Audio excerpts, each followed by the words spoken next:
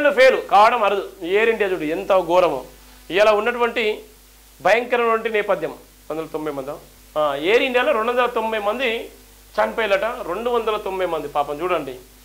290 మంది పొట్టన పెట్టుకున్నటువంటి దౌర్భాగ్యాన్ని కట్టరు. అతి పెద్ద ప్రమాదం అంటే ఇదే. ఇక అతి పెద్ద ప్రమాదం అంటే ఇదే. ఇక బ్లాక్ బాక్స్తో లోగొట్టు వీడేనా ఘటన స్థలంలోనే FDR DVR ఫ్లైట్ వేగం ఎత్తు ఆటో పైలట్ వేరాలనే వీటిలోనే కాక్పిట్ వాయిస్ రికార్డింగ్ డివైస్ కోసం గాలింపు. అహ్మదాబాద్ ఫ్లైట్ క్రాష్ జరపలో కీలక పురోగతి.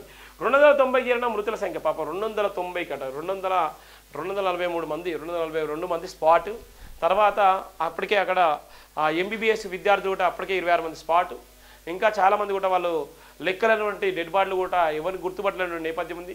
వాళ్ళందరూ కూడా DNA టెస్ట్ ద్వారా వాళ్ళకు కుటుంబాలకు ఒప్పజెప్పేటువంటి నేపథ్యం ఉంది.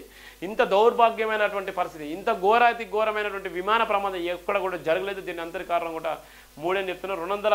290కి చేరినటువంటి మృతుల సంఖ్య ఇప్పటికే 270 మృతాలకు పోస్ట్ మార్టం పూర్తి చేసిన. DNA పరీక్షలకు 220 మంది షాంపిల్ కూడా సేకరించారు. 220 మంది షాంపిల్ కూడా సేకరించారు DNA. అంటే ఎంత బాధాకరంగా ఉంటే ఎంత విలవిలలు కొట్టుకుంటున్నారు, ఎంత అంటే బాధాకరం. నిజంగా శోక సముద్రంలో ఏదైతే పహల్గం దాడి కన్నా ఇవాళ పహల్గం దాడిలో చనిపోయిన కుటుంబాల కన్నా ఇంత బాధాకరం, ఇంత భయంకరమైన ప్రమాదం ఎప్పుడు కూడా జరగలేదు.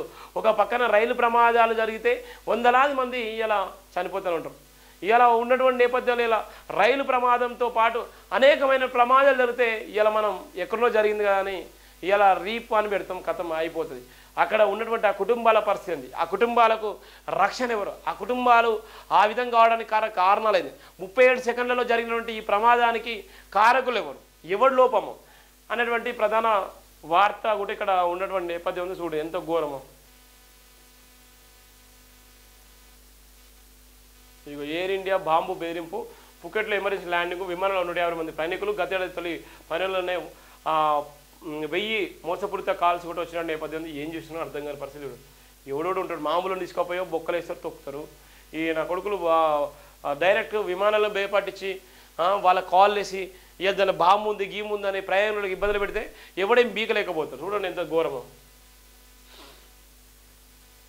ఈ ఘటన ఊహించిన పెను విషాదం. బాధిత కుటుంబాల బాధ భరించాలనేది కుటుంబ సభ్యులు బంధువులకు కోల్పోయిన వారి బాధను నేను అర్థం చేసుకోగలను అని మోడీ అన్నారు. ఆయనకు కుటుంబమే లేదు కదా, ఆయనకు భార్య పిల్లలు ఉంటే మోడీకి తెలుసు. ఉన్నటువంటి భార్యను ఉంటే భార్యను కూడా లేకుండా చేసుకున్నాడు. ఉన్నటువంటి కుటుంబ సభ్యులు ఉంటే అన్నదమ్ములు వాళ్ళు మాత్రం ఆయన కుటుంబ సభ్యులు కోట్ల రూపాయల పడగలెత్తి ఇలా ప్రొఫెసర్లు ఇలా ఉన్నటువంటి పెట్రోల్ బంకులు గిట్రోల్ బంకులు ఇలా మంచి స్థాయిలో ఇలా మోడీ కుటుంబ సభ్యులు ఉన్నారు. ఇలా వాళ్ళందరూ రిక్షాల్లో ఉన్నటువంటి కుటుంబాలు ఇలా మంచి స్థాయి టాప్ స్థాయిలో ఉన్నారు. ఇలా రేంజ్ రోవర్ కాలాలు జరిగేటువంటి స్థాయిని తీసుకొచ్చింది మోడీ.